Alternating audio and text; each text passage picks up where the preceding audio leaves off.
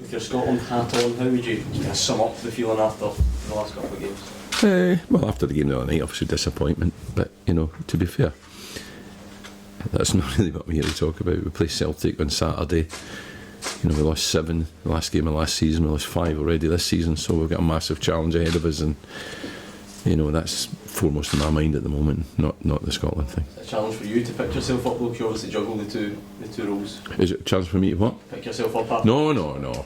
They're separate. I have a responsibility here, and unless I'm able to sort of do that, then I shouldn't be involved in both. So the motivation of a Celtic game, and particularly in the sense that the alarm bells ringing, having lost 7 and 5, we know how much better we're going to have to do on Saturday. So no, I'm fully focused here.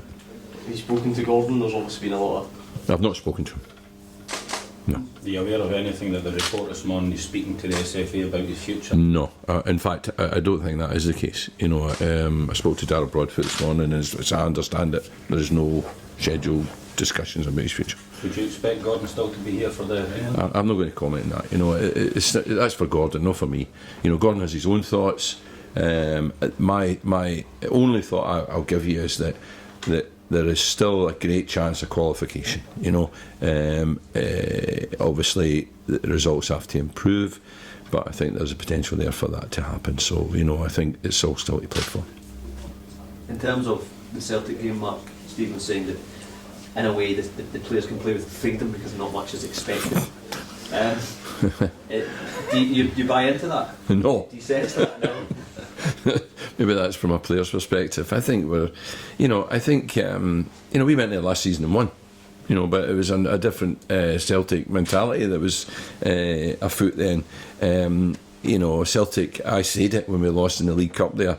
Afterwards, I said there'll be a lot of teams will lose, a few goals there this season, and I think every team, I think the average has been about 5. I think we've actually done no bad, but equally, I think.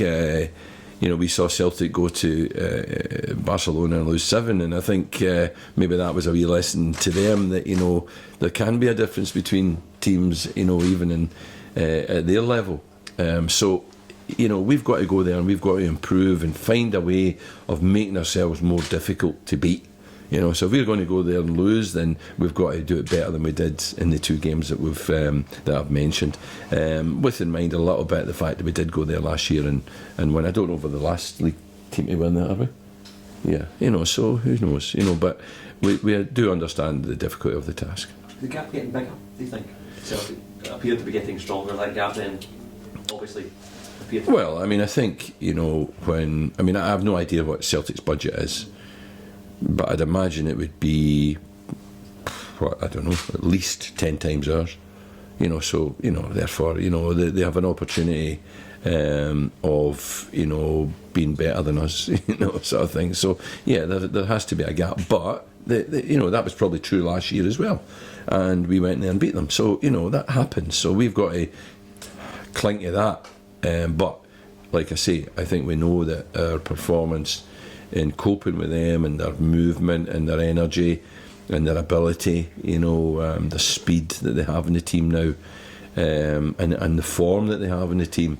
They have a bench where, recently, for instance, Lee Griffiths has not been playing regularly, and, any of us would jump at the chance of having Lee Griffiths, so, we understand the difficulty of it, but, that's what we're here for, and I think the great thing is that, we went.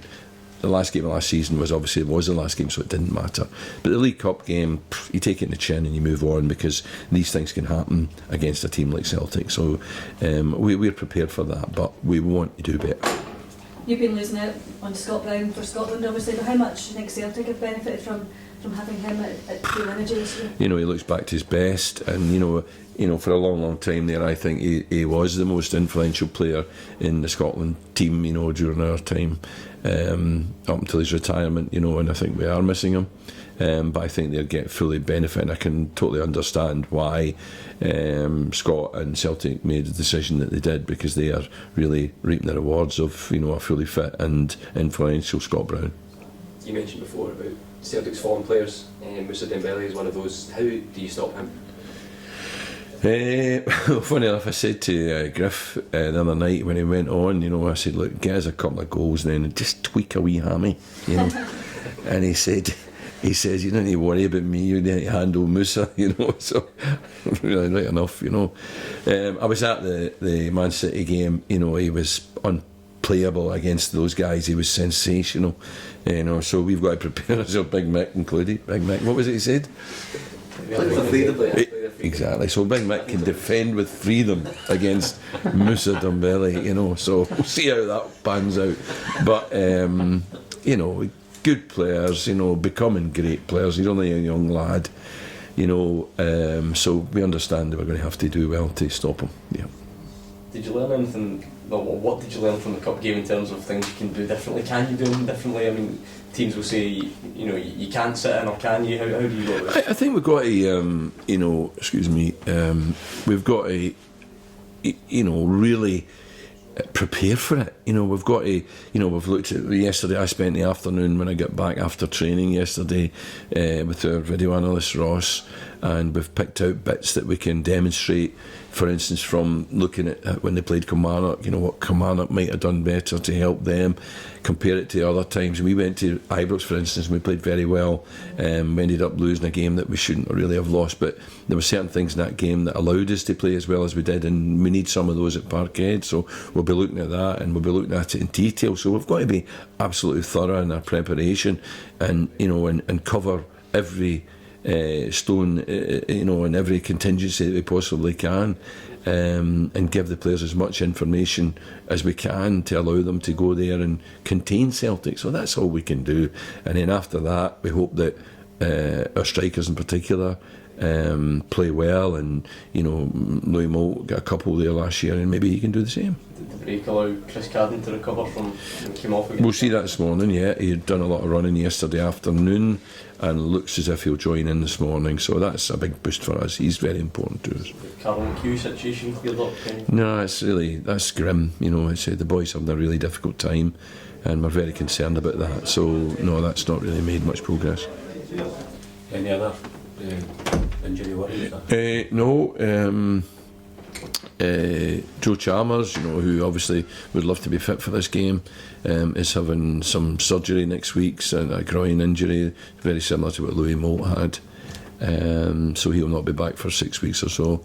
Other than that, it's Carl, but the rest are ready and rearing, I hope. So you McHugh's situation, is it deteriorating?